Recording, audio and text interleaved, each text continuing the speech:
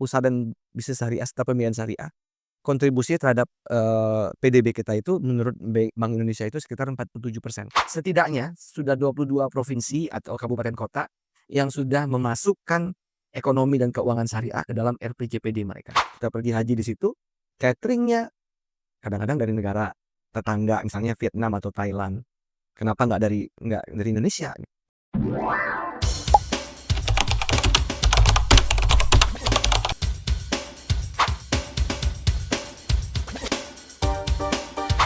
Halo Sobat Ekonomis, perkenalkan, saya Mega Oktaviani, Wakil Ketua Ikatan Ahli Ekonomi Islam Universitas Gunadarma. Kali ini, saya akan membantu bincang santai dan bermakna pada episode kedua podcast Ikatan Ahli Ekonomi Islam. Selamat datang di program FITS, Finding Economy Expert, Discovery Insight. Sobat Ekonomis, Indonesia Emas 2045. Siapa yang nggak pengen? Ya nggak? Nah, di episode kali ini kita akan membahas tentang salah satu kunci untuk mencapai impian tersebut.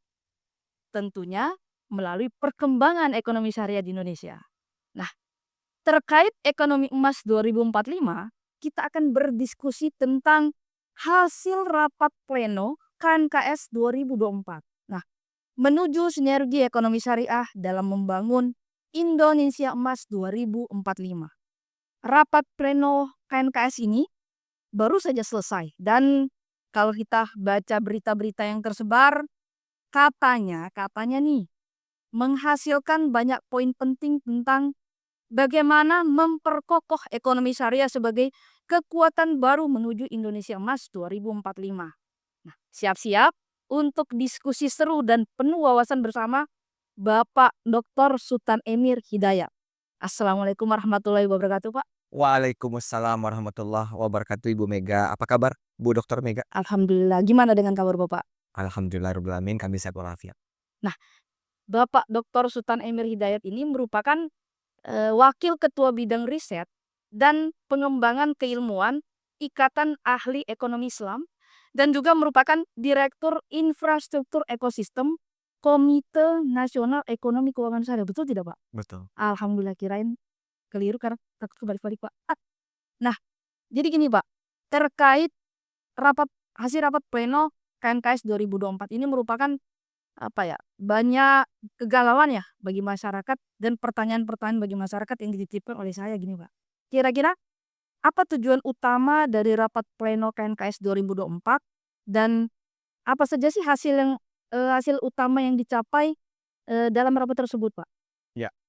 Rapat pleno pada tanggal 4 Oktober 2024 yang lalu adalah rapat pleno terakhir di masa kepemimpinan Bapak Jokowi dan Bapak Kiai Haji Ma'ruf Amin selaku Presiden dan Wakil Presiden Republik Indonesia, ex officio Ketua dan Ketua Harian KNKS. Nah, dalam rapat pleno tersebut yang dihadiri oleh perwakilan anggota KNKS, para menteri dan kepala lembaga, dan juga ada yang istimewa kali itu adalah turut dihadiri oleh perwakilan pimpinan daerah, baik itu gubernur ya, PJ gubernur ya, terutama yang ada KDEKS-nya. Nah, dalam rapat pleno tersebut, pertama adalah mengevaluasi program-program kerja KNKS, baik yang dilakukan oleh kementerian dan lembaga maupun yang dilakukan di daerah. Jadi total program kerja KNKS itu ada 30. Terdiri dari 13 program prioritas yang alhamdulillah semuanya sudah netes dan ada 17 program yang reguler yang juga sudah terlaksana. Nah, kemudian disampaikan di situ perkembangannya ya, diklasterkan ke dalam 5 klaster, yaitu klaster industri halal, klaster keuangan syariah dan keuangan sosial syariah yang ketiganya, kemudian bisnis dan kewirausahaan syariah serta infrastruktur ekosistem syariah. Nah, dari situ kemudian juga dicanangkan ya arah kira-kira apa yang akan dilakukan yang bisa dititipkan ke pemerintahan yang saat ini ya. Jadi di situ juga sudah disesuaikan tentunya dengan cita-citanya Bapak Prabowo dan Bapak Wakil Presiden Gibran. Kemudian ada beberapa yang disampaikan yang terkait dengan strategi nasional literasi dan inklusi ekonomi dan keuangan syariah, baik itu yang berkaitan dengan lembaga pengembangan aset wakaf ya, dan lain-lainnya disampaikan sebagai next step-nya apa? Nah, itu yang ada di secara singkat, yang ada di, rapat pleno, dan terutama lagi adalah waktu itu mendorong agar Badan Pengembangan Ekonomi Syariah itu segera terrealisasi. Salah satu poin penting dalam rapat pleno KNKS yang dilaksanakan pada tanggal 4 Oktober 2024. Tertarik tentang industri halal tadi, Pak. Ya. Bagaimana peran ekosistem industri halal dan sektor kewirausahaan syariah dalam mendukung pertumbuhan ekonomi nasional? Selanjutnya mengapa, ini sangat penting untuk masa depan Indonesia? Karena kita ngelihat isunya sekarang kan lebih kepada halal sistem atau halal value chain itu gimana, Pak? Iya. Saat ini, terutama saat ini kan kita ingin mencapai pertumbuhan yang cukup tinggi ya, Iya. kalau 8% misalnya di tahun 2028 ya. Nah, untuk itu maka seluruh, apa namanya, arus baru dari perekonomian ini harus diidentifikasikan. Nah, salah satu dari arus baru ekonomi Indonesia yang bisa menopang pertumbuhan itu adalah ekonomi, syariah. Nah, ini bukan perkataan saya, ya sudah banyak baik itu kepala negara maupun para menteri ya, yang menyampaikan bahwa ekonomi syariah adalah arus baru perekonomian Indonesia, ya. Nah, kita bisa lihat dari hitung-hitungannya Ibu Mega ya, aktivitas usaha syariah, usaha dan bisnis syariah serta pembiayaan syariah, kontribusinya terhadap, PDB kita itu menurut Bank Indonesia itu sekitar 47%, 46,7 lah ya. Lumayan gede ya, Pak. Besar, ya. Berarti kalau, betul-betul dioptimalkan ya, di sisi ini bagaimana bisa dikuatkan lagi, insya Allah tentu akan berkontribusi terhadap, PDB kita ya. Kenaikan PDB tentu berkorelasi dengan kenaikan pertumbuhan ekonomi ya. Kemudian yang kedua juga tentang ekspor produk halal. Ekspor produk halal. Ya. Nah, dengan meningkatnya ekspor halal tentu akan meningkatkan PDB juga, dan tentunya akan meningkatkan pertumbuhan ekonomi. Nggak kalah penting lagi dengan menumbuhkan industri halal dan bisnis kewirausahaan syariah ini, tentu menumbuhkan bisnis yang tentu akan membuka, lapangan pekerjaan. Nah, lapangan pekerjaan tentu makin mensejahterakan masyarakat, tentu juga, akan menumbuhkan konsumsi tentunya menumbuhkan perekonomian. Jadi banyak hal sekali ya, kemudian juga kita bisa melihat, akan juga meningkatkan daya saing, ekonomi nasional ya, atau daya saing nasional secara, keseluruhan ya. Karena memang kalau kita ingin bersaing ini kita harus punya sesuatu yang unik ya dari negara kita. Kita adalah negara dengan mayoritas penduduk muslim. Tadi 47% aktivitas usaha syariah itu sudah berkontribusi kepada PDB. Nah, rasanya kalau kita mendorong itu lebih kuat lagi, ini bisa menjadi daya saing, nasional kita yang, bisa diunggulkan dibanding negara-negara lain ya. Dan nggak kalah penting lagi adalah meningkatkan, jumlah wisatawan muslim untuk datang ke Indonesia Iya. ya. Karena kalau wisatawan muslim itu dia akan menginginkan, ekosistem yang ramah muslim, ekosistem wisata yang ramah muslim. Apa aja itu? Pertama tentunya makanan yang halal. Kita sudah punya undang-undang jaminan produk halal, di mana makanan yang beredar ya secara di Indonesia ini, bersertifikasi halal ya. Harusnya semua 17 Oktober, tapi untuk UMK ditunda sampai 2026. 2022. Iya. Kemudian yang kedua tentu tempat mereka beribadah, sholat contohnya, yang layak, yang bersih ya. Kemudian juga tidak ada Islamofobia di situ. Yang hal-hal yang esensial ini minimal ada di satu tempat walaupun mayoritas daerah tersebut bukan muslim ya, atau non muslim ya. Jadi itu sudah bisa, membuat kenyamanan bagi wisatawan muslim. Tingginya wisatawan muslim yang datang, terutama dari Timur Tengah yang spending per kapita untuk turisnya cukup tinggi, akan menumbuhkan perekonomian nasional kita juga. Nah, itu hal-hal yang dapat didorong ya, agar, apa namanya, bisa membantu pertumbuhan perekonomian. Belum lagi kita bicara kalau bisa ditingkatkan inklusi keuangan melalui inklusi keuangan syariah. Inklusi keuangan syariah masih PR nih Bu Mega, Oh gitu masih 12,8%. Nah, jadi masih ada masyarakat yang belum terinklusi penggunaannya. penggunaannya. Nah, ini perlu didorong ya.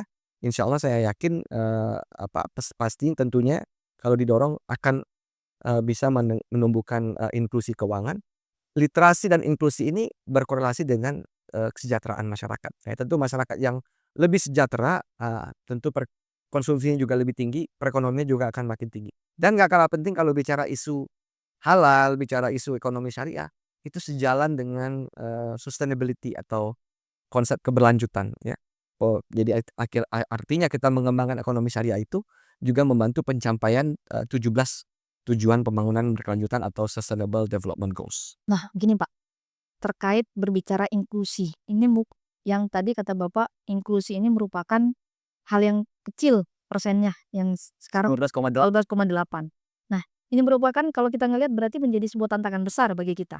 Nah, dalam pembangunan jangka panjang, yang seperti yang sudah masuk dalam regulasi RPJPN 2025 sampai 2045 ya, berarti nanti diterapkan di tahun depan berarti? Mulai ya, Dimulai. Dan JMN 2025 sampai 2029. 2029. Nah, kira-kira apakah di dalam regulasi tersebut berbicara tentang inklusi tersebut untuk masyarakat atau bagaimana, Pak? Sebenarnya suatu hal yang perlu diapresiasi adalah baru pertama kali ini historical moment di Indonesia ya. Pertama kali dalam sejarah Indonesia, dalam RPJPN itu ada ekonomi syariah, ada industri halal, Halal. ada keuangan syariah, ada keuangan sosial syariah, ya. Nah, otomatis ya kalau bicara bicara adanya itu berarti kan bicara nanti orang meningkatkan inklusi, ya, termasuk inklusi keuangan syariah contohnya tadi yang 12,8% itu. Nah, jadi memang sekarang sudah masuk ke dalam RPJPN dan sudah diundang-undangkan, Undang-Undang Nomor 59 tahun 2024. Jadi gimana, Pak, langkah-langkah untuk, mencapai keberhasilan tersebut? Oh, ya. Pertama, sekarang sudah masuk dalam, RPJPN. Ya. Tentu nanti RPJPN itu akan turun kepada RPJMN tadi yang disampaikan oleh Bu Mega ya 2025-2029 itu di nasionalnya. RPJPN itu akan mempengaruhi RPJPD, Oh gitu. Rencana Pembangunan Jangka Panjang Daerah 2025-2045. Tapi sudah dicanangkan, Pak? Bukan sekarang lagi, sudah banyak juga. Kalau menurut data Bappenas, setidaknya sudah 22 provinsi atau kabupaten kota yang sudah memasukkan ekonomi dan keuangan syariah ke dalam RPJPD mereka.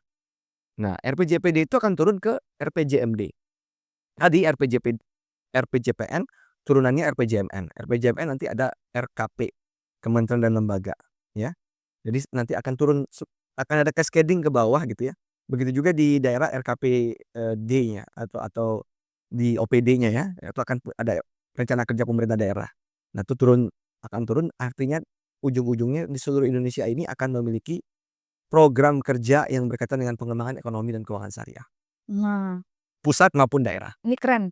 Sahabat ekonomis ini keren. Jadi teman-teman semua itu dari informasi yang disampaikan oleh Pak Sultan Emir Hidayat tentang regulasi yang dikeluarkan itu sangat menarik sehingga kita tidak lagi, kaku dalam menjalankan atau menggunakan lembaga keuangan berbasis syariah begitu. Nah, agak menarik tadi berbicara daerah, Pak.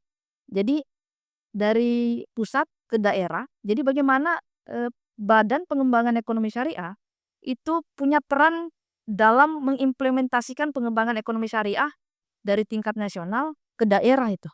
Itu Iya, gimana tuh?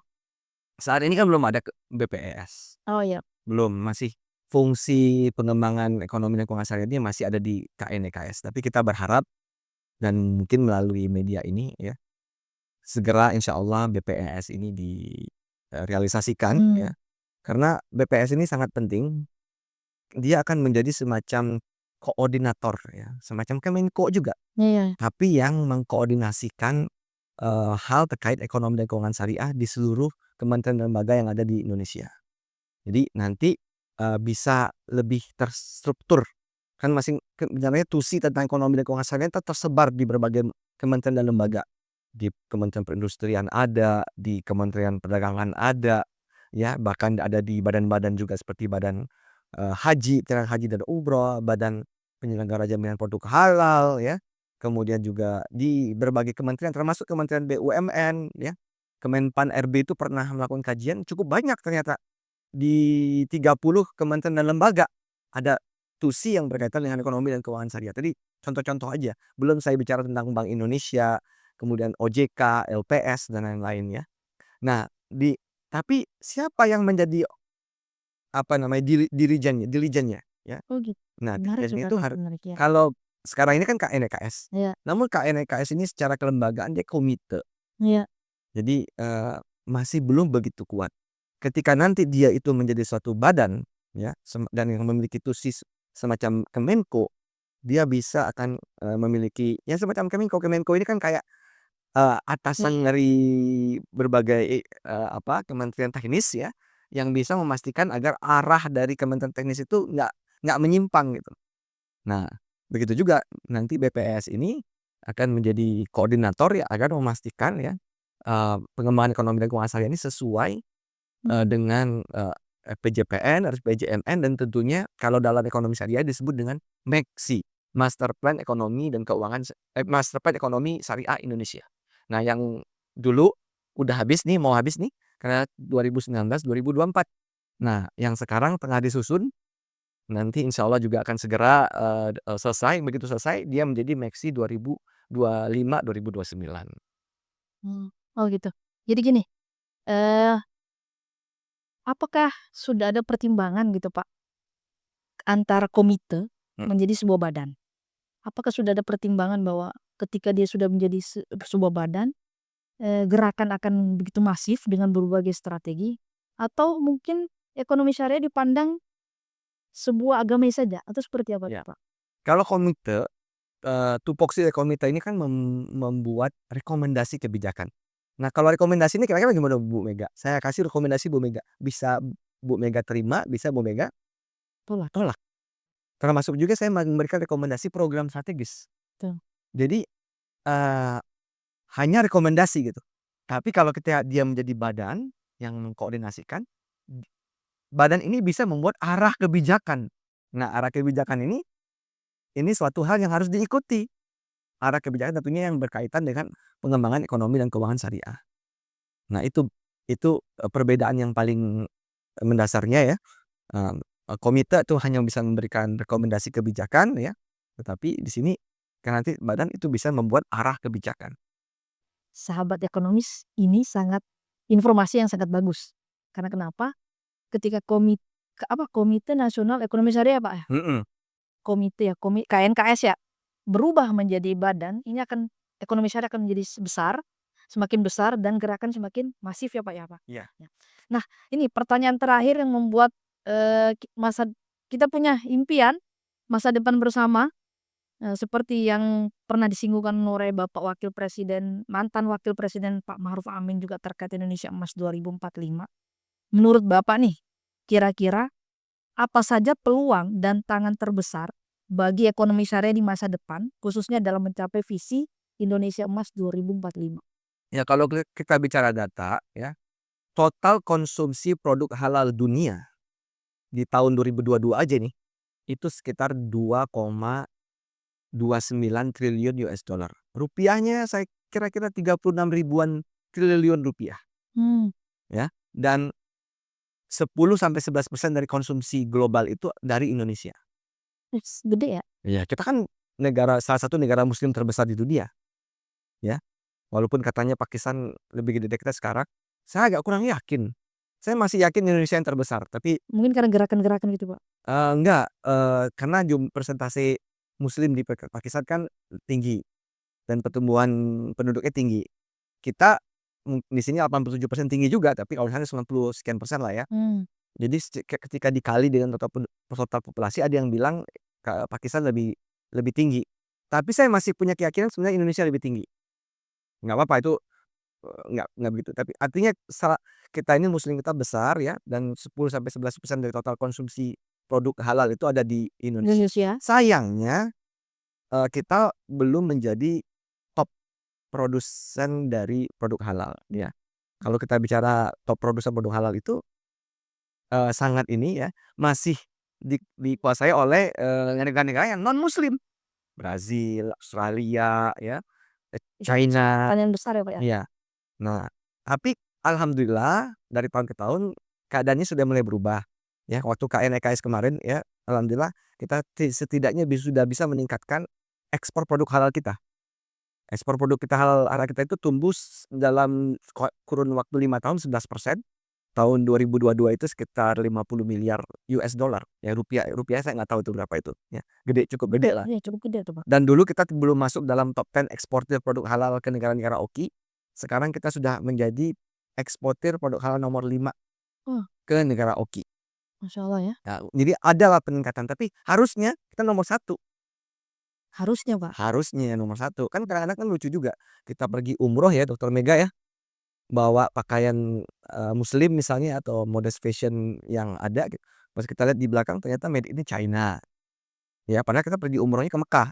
Nah, kita bicara tentang, ayam halal ya di Saudi sendiri, buatannya Brazil.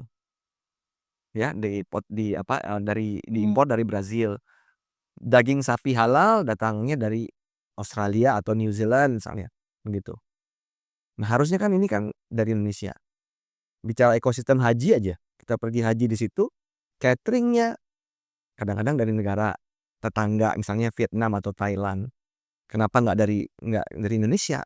Padahal jemaah haji terbesar, jemaah umroh terbesar dari Indonesia. Dari Indonesia. Harusnya itu potensi yang, perlu ini. Saya yakin insya Allah kalau BPES ini, terbentuk, dia menjadi koordinator dari pengembangan ekonomi syariah secara keseluruhan. Tadi sudah banyak ya tusi yang ada ekonomi syariah yang ada di kementerian dan lembaga, dan bisa menentukan arah kebijakan ya, dan program strategis tentunya ya. Itu 2 aja itu minimal, arah kebijakan dan program strategis yang dilaksanakan secara bersama-sama. Saya yakin potensi ekonomi yang tadi yang kita tergambar itu bisa semakin kita dapatkan, dan itu bisa menjadi arus baru pertumbuhan ekonomi kita. Gitu ya, Pak, ya? Ya. Masya Allah ya, Pak. Memang cukup menantang, untuk menggerakkan ekonomi syariah di Indonesia. Karena memang negaranya nation state, bukan negara muslim. Jadi sehingga memang perlu banyak strategi yang tapi Masya Allah banget ketika KNKS bergerak akan menjadi badan, itu sudah luar biasa dari gerakan-gerakan yang berapa tahun berjuang gitu, Pak. Terima kasih, Pak. Dicatat, sebenarnya ekonomi syariah ini society driven, Oh, yang menggerakkan tuh masyarakat. Kita harus terima kasih salah satunya kepada IAEI, Masya Allah. kepada Ikatan Ahli Ekonomi Islam, kepada masyarakat ekonomi syariah, kepada FOSI, kepada KASE-KASE yang ada di seluruh Indonesia. Indonesia yang telah menggerakkan ya pengembangan ekonomi syariah. Pemerintah justru datangnya belakangan. Ya, masyarakat dulu yang mulai. Memang harus dari masyarakat itu, Pak, ya? Berarti memang dari pemerintah dulu, nggak ya?